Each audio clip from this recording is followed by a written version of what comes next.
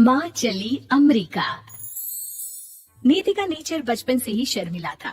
वो ना ज्यादा लोगों से बात करना पसंद करती और ना ही ज्यादा मिलना जुलना।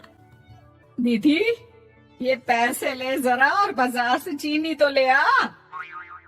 नहीं माँ, मैं नहीं जाऊंगी, मुझे शर्म आती है, आप ही चले जाओ ना। अरे पता नहीं क्या करेगी ये लड़की।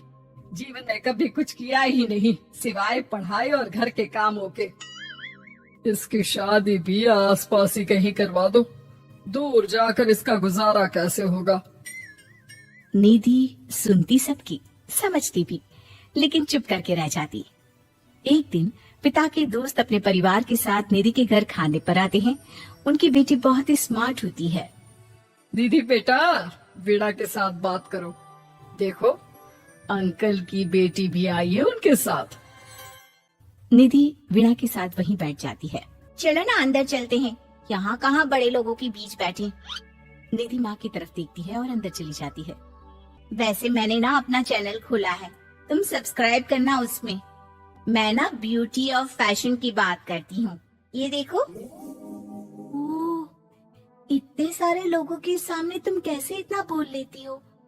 मुझे तो बहुत शर्म आती है। अरे शर्म कैसी? खैर, सीधी सादी सी निधि। उसकी शादी हो जाती है राकेश से। राकेश एक स्मार्ट लड़का था, उसे घूमना फिरना पसंद था, लेकिन निधि का शर्मिला व्यवहार वो समझ जाता है। अरे निधि, घर से बाहर क्यों नहीं निकलती? लोगों से मिला जुला करो, तभी तो पता चलेगा ना कि दुनिया कैसी है। क्या करना है पता करके? शादी से पहले पापा और अब आप। ठीक है ना, मुझे ज्यादा दुनियादारी में नहीं पड़ना। निधि की जिंदगी ठीक ठाक चल रही थी। उसके 2 लड़के होते हैं, दोनों को वो पढ़ाती लिखाती उनका ख्याल रखती। निधि, 25 साल हो गए शादी को, दोनों बच्चे सेटल हैं। हम लोगों ने शहर में 2 मकान भी ले लिए। दोनों की शादी वक्त का पता ही नहीं चला कैसे उड़ गया। हाँ, ये तो है। मैं खुश हूँ, जिम्मेदारियाँ आती रही, मैं निभाती रही, और क्या चाहिए। देखो, मैंने सोचा है कि अब हम लोग अमेरिका जाकर रहेंगे। यहाँ की जिंदगी तो जी ली, वैसे मुझे वहाँ बहुत अच्छी नौकरी मिल रही है। मैं कैसे चलूंगी? मुझे वहाँ का कुछ नहीं पता। अब तो जानते हैं ना कि मैं घर से बाहर ही कब निकलती हूँ। अरे तो क्या हुआ, वहाँ भी घर में ही रहना है ना, मैं हूँ ना, नौकरी करूँगा। निधि मान जाती है और पति के साथ अमेरिका चली जाती है। माँ, तुम्हारी बहू को बच्चा होने वाला है, तो क्या तुम 2 महीने के लिए यहाँ आ सकती हो? मुझे तुम्हारी बहुत जरूरत है, मैं टिकट भेज देता हूँ। हाँ हाँ, ये तो बहुत खुशी की बात है। मेरा भी मन सबसे मिलने का कर रहा था, पर क्या माँ, पर अब मैं आऊंगी कैसे? पापा से बात करती हूँ। देखो माँ, प्लीज बहाना मत बनाना, तुम जानती हो ना इस वक्त में मैं किसी पर भरोसा नहीं कर सकता हूँ।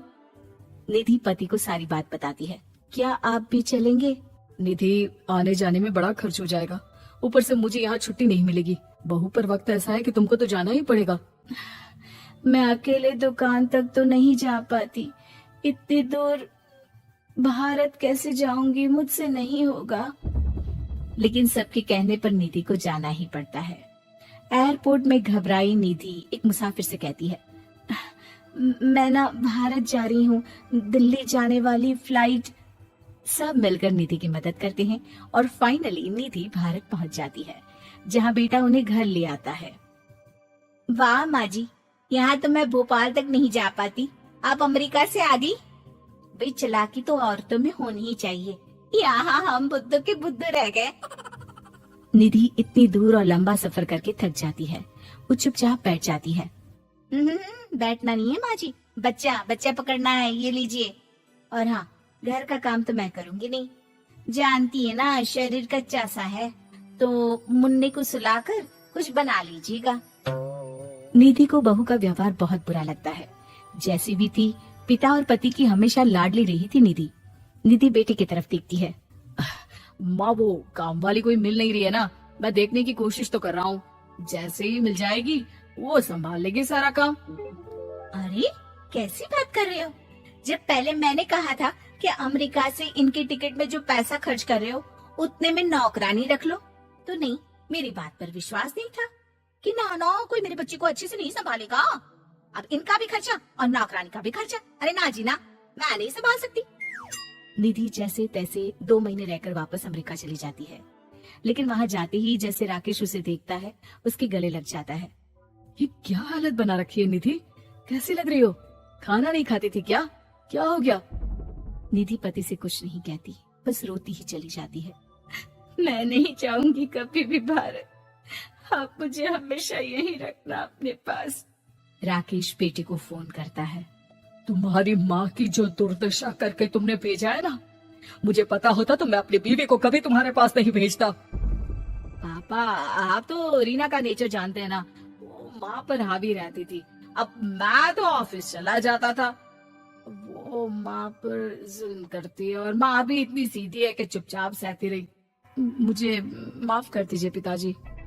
खैर, राकेश कहता भी क्या, प्यार दुलार के साथ अपनी निधि को संभालने में लग जाता है।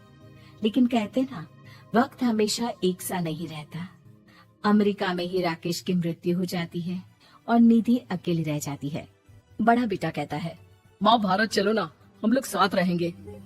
निधि को जैसे ही वो सब सीन्स याद आते हैं, वो परेशान हो जाती है। समझ में नहीं आता कि पति के बिना अब जीवन कैसे चलाएगी।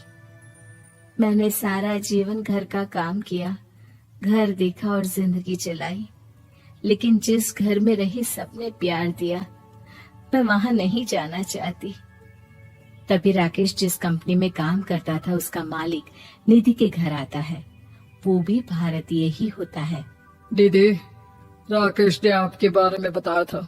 जब से आप भारत से लौटी थी, उसे आपकी बहुत चिंता रहती थी, इसलिए उसने मुझसे कहा था कि कभी अगर वो ना रहे तो मैं आपको ये पैसे दे दूं।